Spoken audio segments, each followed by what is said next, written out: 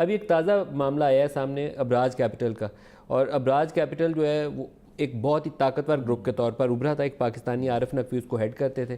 کے E S C جو اب کے الیکٹرک کے نام سے ہے وہ انہوں نے خریدی. شنگھائی کو الیکٹرک کو بیچنے کا ایک ٹرانزیکشن کا پروسیس جاری تھا. اس میں انہوں نے کہا کہ نوید ملک صاحب کو شاید بہت سے لوگوں ان کا متعارف نہیں ہو، شریف فیملی سے وہ قریب ہے، اور بعض معاملات کے اندر نام لیا جاتا تھا کہ ان کی ویلنگ ڈیلنگ کا کام وہ کرتے ہیں. آئی ڈونٹ نو کتنی صداقت ہے اس کے اندر.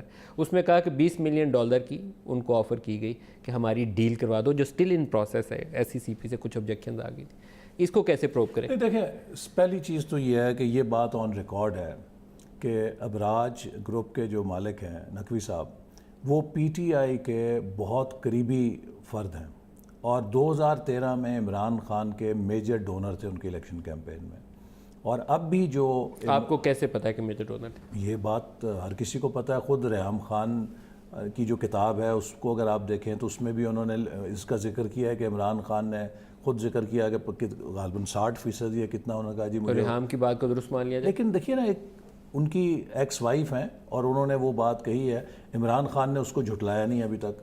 جو چیز آن ریکارڈ آئی ہے، پی ٹی آئی کی طرف سے یہ بات کانٹرڈکٹ نہیں ہوئی کہ ابراج گروپ کے نقوی صاحب نے ان کو ڈونیٹ کیا تھا. لیکن ریحام خان اس پہ یارڈ سٹک نہیں بن سکتی. انہوں نے کتاب میں جو کچھ باتیں کہی ہیں، کوئی پاکستان میں کوئی بھی اہلیہ اپنے خاوند کے متعلق وہ چیزیں نہیں کہتی. چیزوں کو تو انہوں نے کانٹرڈکٹ کیا نا، انہوں نے خود عمران خان نے. لیکن اس کے علاوہ بھی یہ بات ایک نون ہے کہ ان کا بڑا تعلق ہے. اور اب خود جب عمران خان صاحب وزیر اعظم بنے ہیں تو مختلف میٹنگز کے اندر بیٹھے ہوئے تھے، ان کی شرکت رہی، ان کے قریبی حلقے میں متعلق ہیں.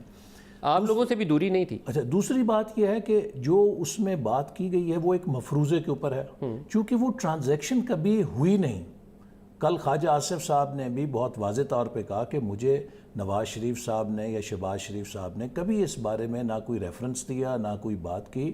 اور ہمارے دور میں ہم ابراج گروپ کو مسلسل یہ کہتے رہے کہ جو ان کے واجبات ہیں مختلف کارپوریشنز کے، جب تک وہ کلیئر نہیں کریں گے، جو گورنمنٹ کی لائبلٹیز ہیں وہ کلیئر نہیں کریں گے، کسی قسم کا این او سی ان کو نہیں دیا جاتا. ٹرانزیکشن کے اوپر بھی تو لہٰذا اگر یہ ٹرانزیکشن ہمارے دور میں ہو گئی ہوتی یا ہم نے کسی بھی طرح سے اس میں کچھ کیا ہوتا تو یقیناً سوال ہو سکتا تھا.